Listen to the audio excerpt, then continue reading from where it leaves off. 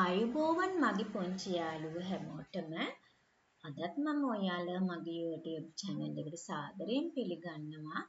මම අද ඔයාලට අරගෙන ආවා 6 වසර රචනාවක් ලියන්න. 6 වසර සිංහල පාඩමට රචනාවක් ලියන්න. අද මම ඔයාලට ලියන්නේ මා කියවූ හොඳම පොත කියන රචනාව. පුතේ රචනාවක් ලියනකොට අපි ඉස්සෙල්ලාම පටන් ගන්න ඕනේ එක්ක ආප්තෝපදේශයක් ලියන්න ඕනේ. එහෙම නැත්නම් සින්දුවක කොටසක්, එහෙම නැත්නම් අපි ඉගෙන ගත්ත කවියක කොටසක්. ඒ කියන්නේ අපි රචනාවට අදාළව සින්දුවක කොටසක් හරි ආප්තෝපදේශයක් හරි කවියක් හරි ලියන්න ඕනේ. මම ලිව්වා කියවීම මිනිසා සම්පූර්ණ කරයි කියන ආප්තෝපදේශය. මා කියවූ හොඳම පොත හීන් සැරයයි. අපි ඉස්සෙල්ලාම කියවපු පොතේ නම ලියන්න ඕනේ. මා කියවූ හොඳම පොත තමයි හීන් සැරය. ඊළඟට අපි ලියන්න ඕනේ ඒ රචනා කළේ කවුද කියලා. ඒ රචනා කළේ කුමාරතුංග මුනිදාස මහතාය. ඊළඟට අපි ලියන්න ඕනේ එතුමා විසින් රචනා කරපු වෙනත් පොත් ගැන. ඔහු විසින් රචනා කරන ලද වෙනත් පොත් නම් මගුල් කෑම, හත්පන, කියවන නුවණ ආදිය වේ. ඔහු ළමුන් සඳහා කවි පොත්ද ලියා ඇත. හීන් සැරය පොත ඉතා ලස්සනය. දැන් අපි පොත ගැන විස්තර කරන්න හදන්නේ. එහි කැලෑවේ සුන්දර බව, සතුන්ගේ එකමුතුකම ගැන ලියවී ඇත.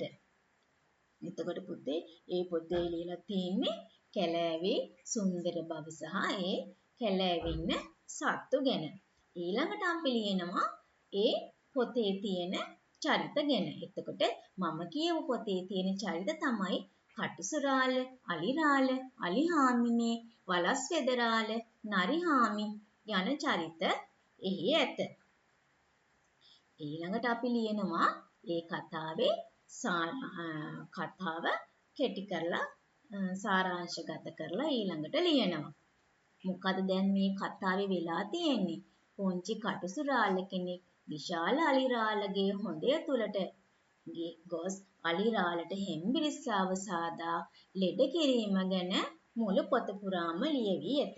මේ පොත පුරාම තියෙන්නේ අලිරාලට හෙම්බිරිස්සාව හැදුනහම මොකද වුනේ කියලා. එතකොට අලිරාලට හෙම්බිරිස්සාව හැදුනහම අලිරාලගේ හැසිරීම, වනයේ සතුන්ගේ හැසිරීම ගැන තමයි විස්තර කරලා තියෙන්නේ. අලිරාල ලෙඩ වූ විට සෑම සතෙකුම අලිරාල බැලීමට පැමිණීම ගැන ලියවී ඇත. ඉන් සතුන් අතර ඇති අනුකම්පාව, ආදරය, බැඳීම පෙන්වා දෙයි. විශාල ශරීරයක් ඇති අය පවා ලෙඩ වූ විට අසරණ වන ආකාරයද පෙන්වා දෙයි. ඒ අතර නරියාගේ කපටිකමද ලියවී ඇත. අලි හෙම්බිරිස්සාවට හේතුව සොයා ගැනීමට උදව් වූයේ නරියාගේ කපටිකම.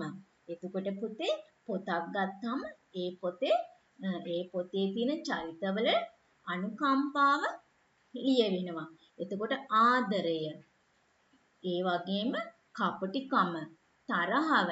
එතකොට මිනිස්සේ සෑම චරිතයක් ගත්තම සෑම චරිතයකම අනුකම්පාව, ආදරය, තරහව, කපටිකම කියන අන්න ඒ චරිත ලක්ෂණ ටික තියෙනවා. එතකොට අපි මේ රචනාවට අන්න ඒ අනුකම්පාව, ආදරය, කපටිකම, තරහව. එතකොට තරහව ඇති උනේ මොන අවස්ථාවේදීද? අනුකම්පාව ඇති උනේ මොන අවස්ථාවේදීද? එතකොට ආදරය පෙන්වන්නේ දක්නට ලැබුණේ මොන අවස්ථාවේද? එතකොට කපටිකම දැනුනේ මොන අවස්ථාවේද කියන ටික අපි මේ රචනාවට ඇතුළත් කරන්න ඕනේ. ඊළඟට අපි ලියනවා මේ කතා පොතේ අපේ කැමතිම චරිතය. අපි කැමතිම චරිතය ගැන ඊළඟට විස්තරයක් කරන්න ඕනේ. අපි කියමු චරිතයක් නැති වුණත් මොකක් හරි ඔයාලගේ හිත ඇදගත් අවස්ථාවක්. අන්න ඒ අවස්ථාව ඊළඟට අපි රචනාවට ඇතුළත් කරන්න ඕනේ. එතකොට ඒ ඔයා දැන් මොකක් හරි අවස්ථාවක් ගැන ලියනවා නම් ඔයාගේ හිතගත්ත අවස්ථාවක් ගැන ලියනවා නම් ඒක ඒ හිතගත්ත අවස්ථාව ඔයා ඒ හිත ගන්න හේතුව ඊළඟට ලියන්න ඕනේ. එතකොට දැන් මම ලියනවා මෙහි මම කැමතිම චරිතය අලිහාමිනේය. දැන් ඔන්න මම කැමති චරිතය තමයි අලිහාමිනේ. ඇයි මම අලිහාමිනේගේ චරිතයට කැමති? ඇයි මම අලිහාමිනේගේ චරිතයට කැමති කියලා ඊළඟට මම ලියනවා. ඇය ලෙඩ වූ විට අලිරාලට සලකන ආකාරය මගේ සිතට හොඳින් දැනුනි.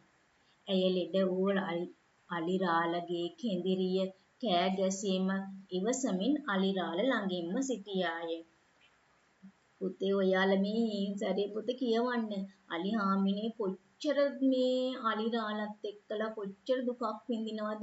අලිරාලට කොච්චර ආදරේද කියලා මේ හේන් සැරේ පොතේ තියෙනවා කොළ අතුරල ඒ කොළවල අලිරාලව මේ හාන්සි කරවලා අනේ අලිරාලගේ ඇඟ අත ගන්නවා ඔළුව අත ගන්නවා ඒ පොතේ ලස්සනට තියෙනවා අලිහාමිනේ කොච්චර අලිරාලට ආදර අලිරාල කෑ ගහගෙන අලිහාමිනේ පෙරලගෙන නැගිටිනවා ඒ හැම දෙයක්ම මේ අලිහාමිනේ ඉවසගෙන හිටියා ඒ අතරේ අලිරාලගේ ලෙඩ බලන්න ආපු කැලෑවින් අනිත් සත්තු පිළිගන්නත් අලිහාමිනේ අමතක කරේ නෑ වෙන අයට නම් මෙච්චර මේ ලෙඩක් වෙලා ඉඳ ඇති එක එකනා ගෙදරට එනකොට අපි සමහර වෙලාවට කේන්තිත් යනවනේ ඒ වුණාට අනේ අලිහාමිනේ එහෙම කේන්ති ගත්තේ නෑ අර අලිරාල බලන්න ආපු අයට පවා ආදරේ කරුණාව දැක්වුවා. ඉතින් දැන් ඔන්න අලිරාලගේ ලෙඩ බැලීමට පැමිණෙන අය හොඳින් පිළිගත් අය. දැන් ඊළඟට අපි ලියන්න ඕනේ මොකද්ද ඊළඟට අපි ලියන්න ඕනේ දැන් මේ පොත කියවලා අපි ලබාගත් ආදර්ශය මොකක්ද කියලා. මා මෙම කතා පොතෙන් ලබාගත් ආදර්ශය නම් ශාරීරියෙන් කුඩා වුවත් කුඩා අයටද ලොකු දේවල් කළ හැකිය යන්න. ඒ නිසා පුංචි අය පහත් කර කතා නොකළ යුතුය. අලිරාල තමාගේ තරම කටුසුරාලට පෙන්වීම නිසා තරහ ගිය කටුසුරාල අලිරාලට තමාට කළ හැකි දේ පෙන්වීය. දැන් ඒක තමයි මම මේ කතා පොතින් ලබාගත් ආදර්ශය. ඔයාලා මේක පොත කියවන්න. මේ එතකොට ඔයාලට තේරුම් ගන්න පුළුවන් මේකෙන් ලැබිච්ච ආදර්ශය මොකක්ද කියලා. ඊළඟට පුතේ අපි කතා පොතක් ගත්තාම ඒ කතා පොතේ අපේ වැඩියෙන්ම ඇහැ යන්නේ පොතේ තියෙන අකුරු වලට වඩා පොතේ තියෙන චිත්‍ර වලට. අපි කවර චිත්‍ර දැක්කම අනේ හරි ලස්සනයි කියලා ඒ පොත කියවන්න ආසාව ඇති වෙනවා. ඊළඟට අපි පොත පෙරලා බැලුවත් අපි අකුරු වලට කලින් ඉස්සෙල්ලාම බලන්නේ පොතේ තියෙන චිත්‍රෙට. ඉතින් මටත් මේ පොතේ තියෙන චිත්‍ර වලට හිත ගිහිල්ලා මම දැන් ඔන්න ඊළඟට ලියනවා මේ පොතේ තියෙන චිත්‍ර ගැන. මෙම පොතේ සෑම වැදගත් අවස්ථාවක්ම චිත්‍රයකින් පෙන්වා ඇත. එම චිත්‍ර ඉතාම ලස්සනය. ඒවා පොත කියවීමට ඇති ආසාව වැඩි කරයි. ඉන් මුළු කතාවම මගේ සිතේ චිත්‍රයක් මෙන් ඇඳුනි. ඊළඟට පුතේ අපි රචනාවක් ලියන්නේ. අපි රචනාවක් ලියන්නේ තව කෙනෙකුට සමාජයට දෙයක් කියන්න. සමාජයට දෙයක් කියන්න. එතකොට සමාජයට මොකක් හරි ප්‍රාර්ථනාවක් කරන්න තමයි අපි මේ රචනාවක් ලියන්නේ. දැන් මම ඊළඟට සමාජයට දෙන පණිවිඩය තමයි පොත කියවීමෙන් මගේ කියවීමේ හැකියාවද වර්ධනය විය. පොත් කියවීමෙන් බොහෝ දැනුම ලැබේ.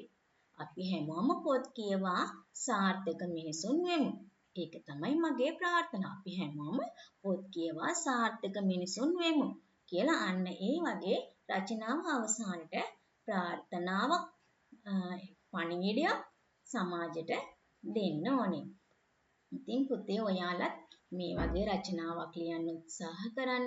ඔයාලා පොතක් කියවන්න. පොත කියවලා ඒ රචනාව පොත කියවලා ඒ පොතේ තියෙන දේවල් ලියන්න. අපි රචනාවක් ලියන පොතේ හොඳ පැත්ත නරක පැත්ත දෙකම ලියන්න ඕනේ. ඒ හින්දා හොඳට ඒවා ගැන සැලකිලිමත් වෙලා රචනාව ලියලා හොඳ රචනාවක් ලියලා හොඳ ලකුණු ප්‍රමාණයක් ඔයාලට ලබා ගන්න පුළුවන් වෙයි කියලා මම හිතනවා. ඉතින් අදට මම නවතින්නම්. මගේ මේ රචනාව කියවපු හැමෝටම ගොඩක් ස්තුතියි. මම ආයෙත් දවසක ඔයාලට අලුත් රචනාවක් අරගෙන ඉක්මනටම එන්න. ස්තුතියි.